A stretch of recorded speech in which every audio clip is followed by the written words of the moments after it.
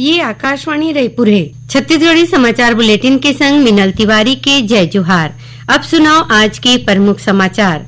बिलासपुर के गुरु घासीदास केंद्रीय विश्वविद्यालय के 11वां दीक्षांत समारोह आज करेगी आयोजित। समारोह के अगुवाई करीन उपराष्ट्रपति जगदीप धनखड़। शराब घोटाला मामला में ईडी आज पूर्व आबकारी मंत्री कवासी लखमाला पूछताछ के बाद गिरफ्तार करके करीन कोर्ट में पेश। और भारतीय जनता पार्टी के नवा प्रदेश अध्यक्ष के घोषणा अवैया 17 जनवरी के होही। एकर बर काली संझा 5 ले 7 बजे तक होही नामांकन। अब समाचार विस्तार ले। बिलासपुर के गुरु घासीदास केंद्रीय विश्वविद्यालय के 11वां दीक्षांत समारोह आज आयोजित करेगी। ये समारोह के अगुवाई उपराष्ट्रपति जगदीप धनखड़ करीन। उपराष्ट्रपति समारोह के बेरा बने प्रदर्शन करैया विद्यार्थी मन ला स्वर्ण पदक दीन। ये मौका में छत्तीसगढ़ के राज्यपाल रमेन डेका और मुख्यमंत्री विष्णुदेव साय मौजूद रहीन। कार्यक्रम में बोलत मुख्यमंत्री कहीन कि गुरु घासीदास केंद्रीय विश्वविद्यालय शिक्षा ला आधुनिक युग के चुनौती और मौका संग जोड़त एक नवा पहचान बनाए हैं। दीक्षांत समारोह में बछर 2022-23, 24 और आने परीक्षा में बने प्रदर्शन करैया 170 विद्यार्थी मन ला स्वर्ण पदक देगी। उन्हें 122 विद्यार्थी मन ला पीएचडी उपाधि मिलीस। 2 छात्रा ला गुरु घासीदास पदक ले सम्मानित करेगी। कार्यक्रम में उपराष्ट्रपति श्री धनखड़ गुरु घासीदास केंद्रीय विश्वविद्यालय के नवा बने भवन के उद्घाटन करी। ये मौका में उपराष्ट्रपति विश्वविद्यालय परिसर में अपन स्वर्गीय मां श्रीमती केसरी देवी के सुरता में पौधारोपण करी। 77वां थल सेना दिवस आज गर्व और उत्साह के संग मनाए जाते। राष्ट्रपति द्रौपदी मुर्मू, प्रधानमंत्री नरेंद्र मोदी, गृह मंत्री अमित शाह और प्रमुख रक्षा अध्यक्ष जनरल अनिल चौहान ये मौका में सैनिक कर्मचारी और पूर्व सैनिक मन ला शुभकामना दिन है। प्रधानमंत्री सोशल मीडिया पोस्ट में कहीन कि सरकार आने सुधार और आधुनिकीकरण में ध्यान देवत है और सशस्त्र बल और उनकर परिवार वाले मन के कल्याण पर प्रतिबद्ध हवै। शराब घोटाला मामला में प्रवर्तन निदेशालय ईडी आज पूर्व आबकारी मंत्री कवासी लखमा और ओखर बेटा हरीश लखमा ला पूछताछ के बाद गिरफ्तार कर ले है। ईडी पूछताछ के बाद कवासी लखमा ला गिरफ्तार करके कोर्ट में पेश करीन। खबर के मुताबिक शराब घोटाला मामला में 28 दिसंबर के ईडी पूर्व मंत्री कवासी लखमा और ओखर बेटा हरीश लखमा के ठिकाना में छापामार कार्रवाई करे रहीन। छापामार कार्रवाई में ईडी नगद लेन देन के सबूत मिले के जानकारी दे रहीन। शराब घोटाला मामला में ईडी एक आईएएस समेत 4 झीला पहले गिरफ्तार करे हैं। मुख्यमंत्री विष्णुदेव साय आज जसपुर जिला के बगिया में आईआईटी बॉम्बे जसपुर पोषण मिशन में स्वस्थ माता तंदुरुस्त बच्चा अभियान के शुभारंभ करीन। ये मौका में मुख्यमंत्री कहीन कि महतारी और लइका मन के बने स्वास्थ्य प्रदेश के बढ़वार और खुशहाली के आधार बनही। ये अभियान के मुख्य उद्देश्य जसपुर जिला में कुपोषण ला खत्म करना और महतारी लइका मन के स्वास्थ्य में सुधार लाना है। संगे संग गर्भवती महतारी, नान्हे लइका के महतारी और 6 बछर तक के लइका मन ला कुपोषण ले मुक्त कराए के लक्ष्य हवै। अभियान में 9000 ले 500 ले ज्यादा स्वास्थ्य और आंगनबाड़ी कार्यकर्ता आईआईटी बॉम्बे कोती ले पोषण संबंधी ऑनलाइन प्रशिक्षण दे जावत है। प्रदेश में हुवैया नगरीय निकाय और पंचायत चुनाव बर निर्वाचक नामावली के आखिरी प्रकाशन 18 जनवरी के करे जाही। ये संबंध में राज्य निर्वाचन आयोग के सचिव डॉक्टर सर्वेश्वर नरेंद्र भूरे 2 आने आदेश जारी करे हैं। आदेश के मुताबिक सबो नगरीय निकाय और ग्राम पंचायत के मतदाता सूची के प्रकाशन 18 जनवरी के करे जाही। खबर के मुताबिक 18 जनवरी के बाद नगरीय निकाय चुनाव और त्रिस्तरीय पंचायत चुनाव पर आदर्श आचार संहिता प्रभावित हो सकत है। छत्तीसगढ़ी समाचार बुलेटिन आप मन आकाशवाणी रायपुर ले सुनत हव।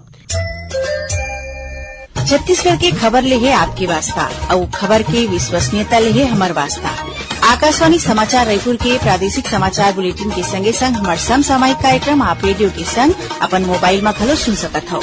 आकाशवाणी समाचार फेसबुक, ट्विटर और यूट्यूब में घलो हावय। हमार फेसबुक पेज हरे Chhattisgarh news on AIR, Twitter handle CGAIR news और हमार यूट्यूब चैनल हरे छत्तीसगढ़ AIR न्यूज। तो अब रेडियो के संगे संग आपके मोबाइल के माध्यम ले हम आप तक पहुंचत हन। छत्तीसगढ़ के हर खबर पर सुनत रहो आकाशवाणी समाचार। अब आगू बढ़बो बाचे समाचार कोती।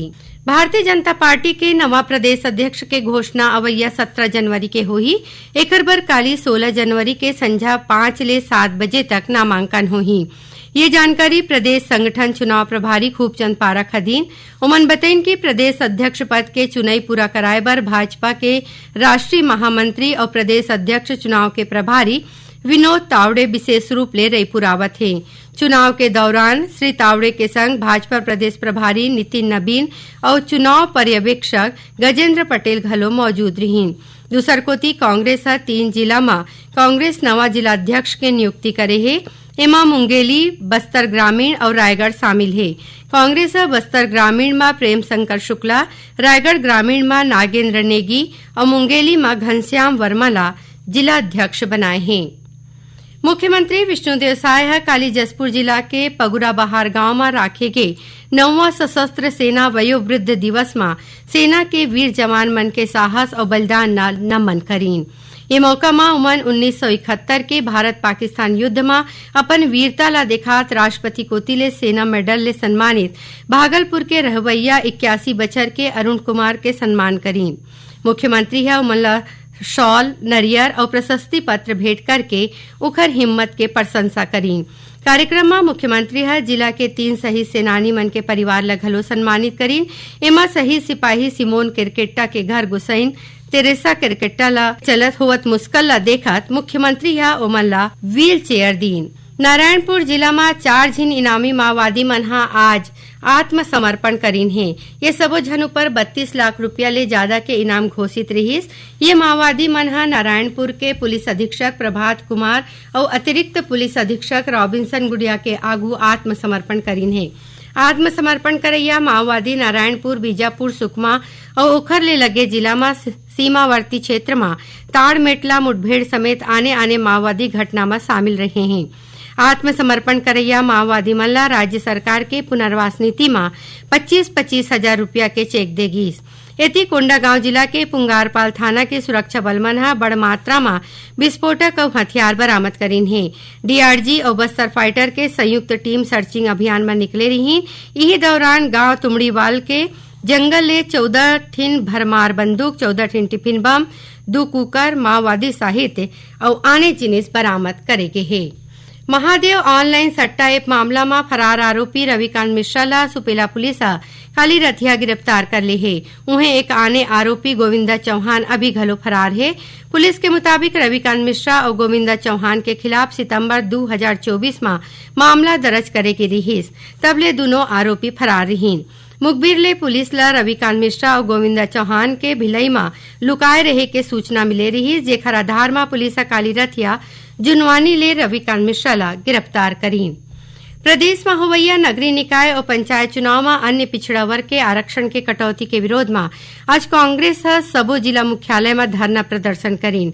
रायपुर शहर कांग्रेस कमेटी है सुभाष स्टेडियम के आगू फायर ब्रिगेड चौक में भाजपा सरकार के खिलाफ धरना प्रदर्शन करीन है। जांजगीर चांपा जिला के खोखरा गांव के शराब दुकान में कैश कलेक्शन पर पहुंचे गनमैन ला अज्ञात मनखे मन हा गोली मार के घायल कर दीन और गाड़ी में रखाए 78,41,000 रुपया लूट के फरार हो गए। गंभीर रूप ले घायल गनमैन शैलेंद्र सिंह ला पहली जिला अस्पताल में भर्ती कराएगी, जिहां ले ओला बिलासपुर भेजे गए है। पुलिस अधीक्षक विवेक शुक्ला कहिन की आरोपी मन के पतासाजी बर 7 ठिन टीम बनाए गए है और सीसीटीवी घलो खंगाले जात है। आखिर में प्रमुख समाचार एक घाव फेर। बिलासपुर के गुरु घासीदास केंद्रीय विश्वविद्यालय के 11वां दीक्षांत समारोह आज करेगी आयोजित। समारोह की अगुवाई करीन उपराष्ट्रपति जगदीप धनखड़। शराब घोटाला मामला में ईडी है आज पूर्व आबकारी मंत्री कवासी लखमाला पूछताछ के बाद गिरफ्तार करके करीन कोर्ट में पेश। और भारतीय जनता पार्टी के नवा प्रदेश अध्यक्ष के घोषणा अवैया 17 जनवरी के होही। एकर बर काली संझा 5 ले 7 बजे तक होही नामांकन। एकरे संग छत्तीसगढ़ी समाचार बुलेटिन इहे सिरावत है। जय जोहार।